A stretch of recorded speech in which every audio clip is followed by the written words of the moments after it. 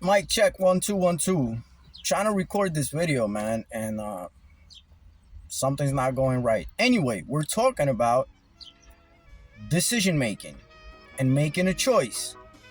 Now, we all know that primarily our whole life is based on decision making and choices. Our personal universe, the algorithm for that universe, is based on decisions and choices, what we call karma.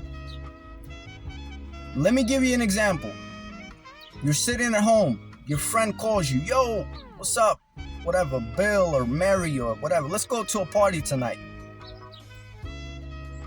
As soon as you hear that, something happens inside of you. Intuitively, you already received the answer if you should or shouldn't go to that party. Now, before your intellect creeps in and starts making all kinds of crazy mathematical equations of what you should and shouldn't do, your intuition has already told you the answer. Let's expand on that. What we call the gut feeling is something far older than what science calls the primal instinct, the reptilian brain. Think about it. The primitive men, even though I don't believe in the whole concept of primitive man, but we'll talk about it in another video, but let's stay on the scientific side of it, science of today side of it. Primitive men, before they could make a decision with the intellect, they relied on gut feelings to hunt that tiger or start the fire or eat that mushroom, right? Now, we thinking we're so cool nowadays, logic, man, everything's logical and the brain comes up with all of these crazy ideas, man. We think we're too cool for intuition. We push the gut feeling aside because science, psychology, all these cool professors have told us that before you make the decision, you gotta think about it like in all these crazy ways. I don't know why I'm doing this with my hand, but it makes sense that that's what happens in your brain. Look at the way humanity has been going. What are the results of all of this mad scientific thinking? Not such a great one. So, intuition. Now, let's expand on that. Science also tells us that there is such a thing as dark matter. They call it dark matter. They say it fills 99% of the universe, but we don't see it. We don't know what it is. We cannot touch it, but it's there. What is this dark matter? Let's call it ether. Let's call it the matrix. Now, I talked about this in other videos. In Slavic languages, the matrix is actually a word called matrica, which comes from the word of mother. Now, all these crazy conspiracy theorists and all these scientists are telling us we are trapped in the matrix. We cannot get out. It might be possible that we are trapped in what we call this planet, but not in the matrix. They want you to be scared of the matrix or matrica or mother.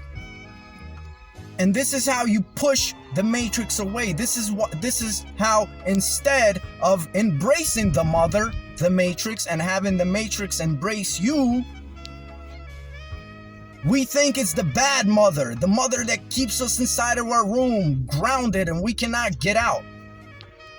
Now, as soon as you let your intuition tap in to the matrix, you will always make the right choice and the right decision. Think about it. What you call the matrix, dark matter, ether, whatever you want to call it. It holds all of the information, all of the answers that have ever existed and will exist. Every thought that we produce doesn't escape this matrix. It stays. It's always here in the atmosphere around you. So it's like a battery. Instead of it being a plus and minus, it's a plus and plus. As soon as you let your intuition guide you, it will tap in to that information source and give you the right kind of knowledge, the right kind of information. I call this intuition versus intellect and knowledge versus wisdom.